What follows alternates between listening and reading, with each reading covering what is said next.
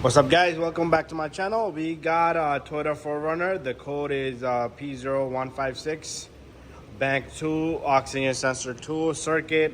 We replaced the sensor twice. Customer requested it. Now we're going down further. We're looking at some live data here. Just want to show you guys some data from, I usually like to compare it, okay? So there it is. If you compare the bank 1 sensor 2 voltage, you could check it's 0.74, okay? Comparing it to bank 2 sensor 2 voltage is 0.055, which is nearly nothing. So it's not pretty much, it's gotta be pretty much close to that. So something like this, we're gonna look at a few things once we get underneath the vehicle. One, get yourself another oxygen sensor. It could be a defect sensor. You get do that. It could be a second, could be a defect. Third, it could be a defect. Go original. That's that. Okay, so what we're gonna do is we're gonna go underneath the vehicle. We're gonna check things out. I'm gonna call up another sensor. I'm gonna look at the pigtail connector on both end. If there's any fuses and relays, I would just swap it and test it and then come back and check again. Anyways, there we have it, 0.035. So there's no movement on this baby at all.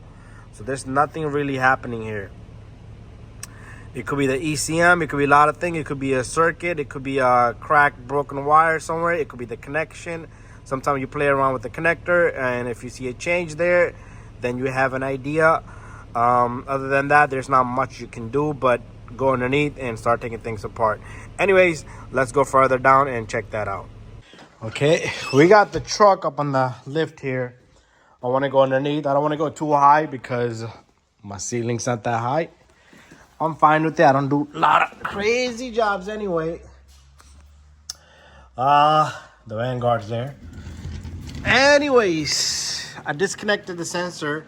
So the connection for the sensor is right there. So you do want to clean that connector down there, up there. That connector, you want to clean it. You want to check the wiring off it. Sometimes if you play around with it, and if your reading comes back, that means your pigtail connector is bad. So this sensor is pretty much, it wasn't that old. What happened here? It looked like someone changed it because it was not that old. Okay, and that one looks new. Well, we changed everything on that side too. So I'm gonna call up the customer. Maybe we'll change up the sensor anyway. So my main concern here is I want to play around with that connector. I also want to replace this sensor. So that's what it's gonna be, okay? And then I will hook up my scan tool and I will keep wiggling that. And while somebody's looking at the reading, if the reading is not correct, so that will indicate to me there's something wrong with that connector. They usually fail, okay? These connector, not this side, but the opposite side, kind of always are, because these get replaced with that sensor, but those guys take beating with all the Sonora salt and everything getting in there. So that's what it's gonna be, guys. So if you have that kind of issue, you keep changing the sensor, it's not working out, you might want to take the step further and start diagnosing. Also look for, I am gonna be checking if there's any fuses in the circuit. These are heated sensors, so check that too, but you never know what you're gonna find. Anyway, guys, I'll update you and hopefully we could go further. So here's some more information on this heated oxygen sensor, bank 2 sensor 2. So this is a common wire here running, but this wire can, if this wire was any issues with this wire, you would also have codes for the evap. So, but this wire can have issues in this area right here, anywhere here, most likely in the connector.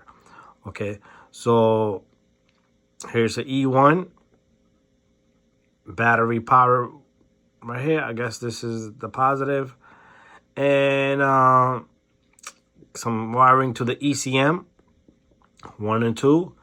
And what we're gonna do here is we're gonna go to the next. So the E1, so pretty much the voltage got to be around this. It will tell you fully throttle open, and it's gonna be a certain temperature also, okay? So everything matters. Anyways, just a little bit of information that I could give you guys, and I'm gonna check further. I do want to go a little bit further on these diagrams. I just want to show you guys. So here's the BR.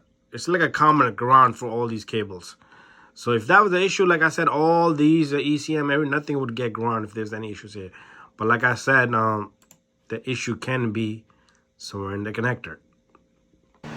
So I got a new sensor here. This is Denso. Using original good stuff, Denso. If you want to put Toyota part, it's up to you. There's part numbers on this guy if you need it.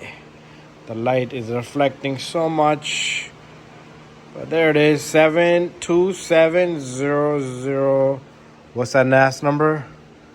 Yes, 270000. Right below it is a 07G17. That's the numbers on it. So I did put NDCs on thread lock there. I did get the old one off. This is what it looked like. So I'm not sure if this is a bad sensor or what's going on here. And I did get this electrical spray here.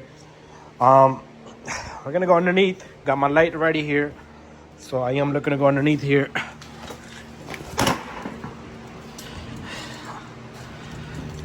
Okay, so like I said, play around with that connector. Whatever you want to do, because a lot of this stuff, this is probably not going to reach there. Let's see if it does go there. Onto that connector. Let me hold my camera in a different angle. There it is. Oh yeah, it does go there. So let it rinse out a bit. Meanwhile, it's doing that, I'm going to grab the sensor. And the sensor was connected to the port right here. So the port was right there.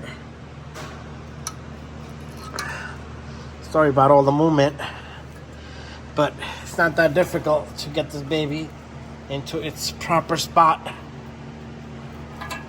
Okay, catch the threads. Turn, turn, turn. Okay, let me straighten up the connector. Okay, it will stop at one point because it will get rough. Let's see if I can turn more by hand. Then I'll get my tool. 22 millimeter is what you're gonna need, which I got sitting back here somewhere. Let me grab that. And I'm gonna switch hands. This is the same way I took it off, just turning it. Now I'm doing it clockwise. Before I was doing it counterclockwise. And then we're gonna put the sensor connector in. Remember, wiggle the connector around, have somebody monitor the data. If it doesn't work out, I am gonna order a pigtail connector. It's probably gonna be online somewhere. And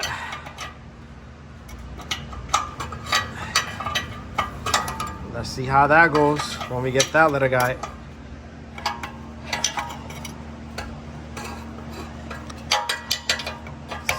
So pay attention to your connector. You don't want it to be stuck somewhere, and next thing you know, you snapped it. I can feel it's getting tight.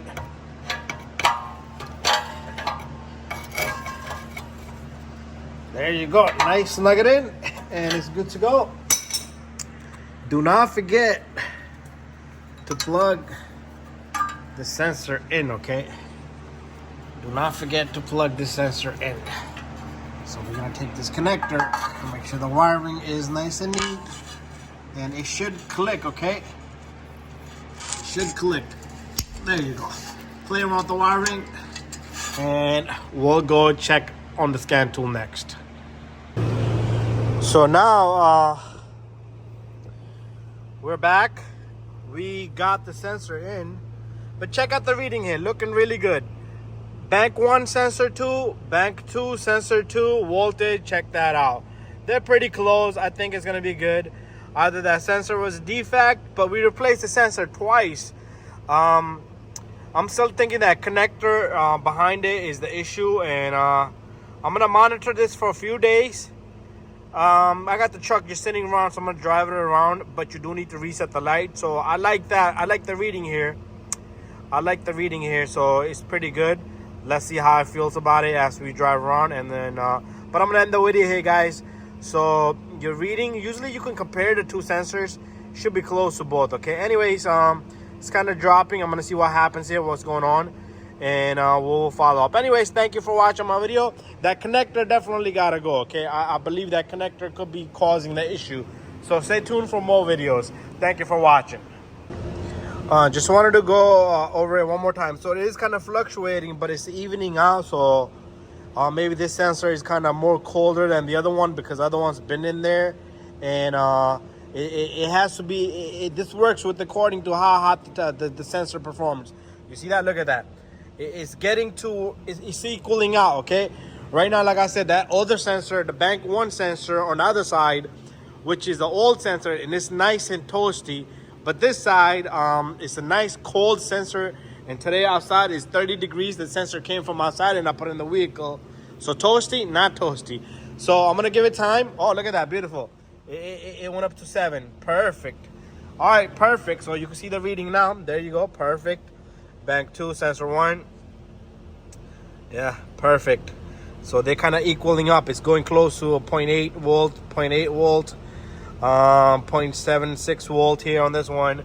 So I'm gonna give it thumbs up, but I'm still gonna test it because this is a friend of a car belongs to one of my friends. Thank you for watching my video.